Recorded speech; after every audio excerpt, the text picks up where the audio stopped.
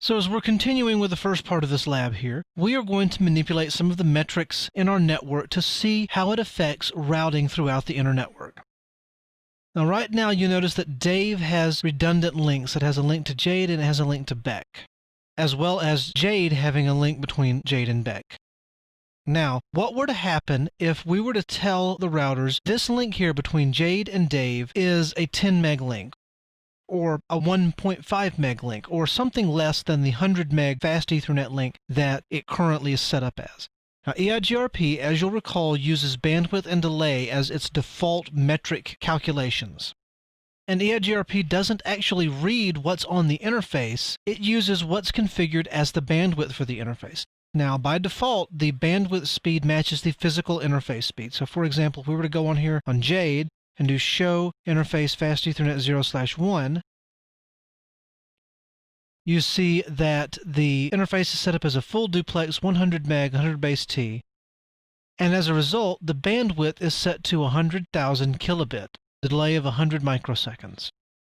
Now again, most of the time this works perfectly. If you have a fast Ethernet link, obviously you want to use a fast Ethernet connection. However, there may be cases where the physical link speed does not match the logical link speed. For example, for MPLS links may be delivered as a gigabit Ethernet interface to you, but you may only have 30 megabit of MPLS traffic across that link. In this case, you would want your routing protocol to make its decision based upon that 30 meg subscribed circuit bandwidth rather than the full 100 megabit or full gigabit.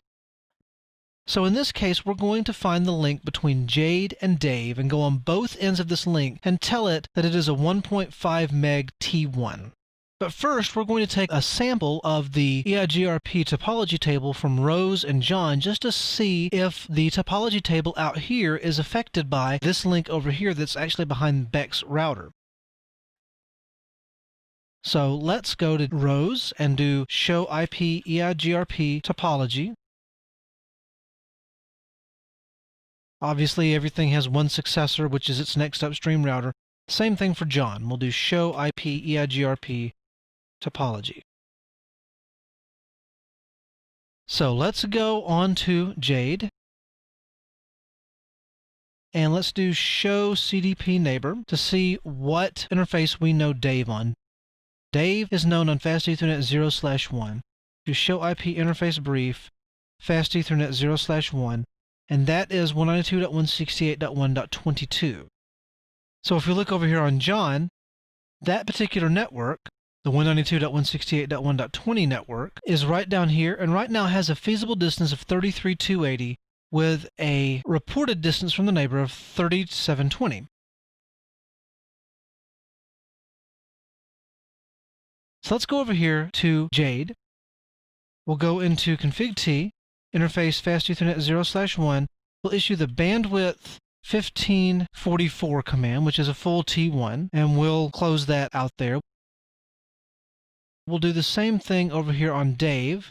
We'll do show IP interface brief,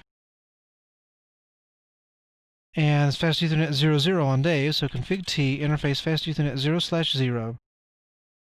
Do bandwidth 1544. Let's go ahead and write the config on both Dave and Jade. And now let's look at the route table on Jade. So we do show IP route. We now see that .16 network, everything goes through 192.168.1.13. It doesn't send any traffic to Dave, and we no longer have two routes to that network because only one route was installed in the routing table. So if we do show IP EIGRP topology, and let's look at that 10.10.2 network now, you'll notice that the metric for this link between Jade and Dave has just gotten huge. It's now 1.7 million as opposed to 158,000 like most of these other routes. And you'll notice that we no longer have a route with more than one successors. Even that .16, where it had two successors before, now only has the one successor because the reported distance is much higher than the feasible distance now. So did that change make it all the way over to Rose and John? So let's go over here and we'll do show IP EIGRP topology. If we go down to the bottom down here, look at that network for 192.168.1.20. Look at the metric for that. It is much larger than it was before. If we scroll up here a little bit, 192.168.1.20 used to have a metric of 33,280. But because we have so lowered the bandwidth between Dave and Jade, now this metric is just incredibly high. So now you can get a very good idea of exactly how the bandwidth can affect the metric calculation all across the network. So that's why it's important to have the bandwidth statement set correctly on all of your interfaces.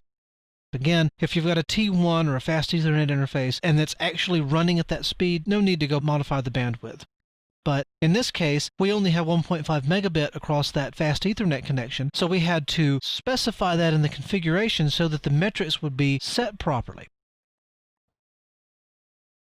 And that pretty much concludes the initial lab for EIGRP configuration.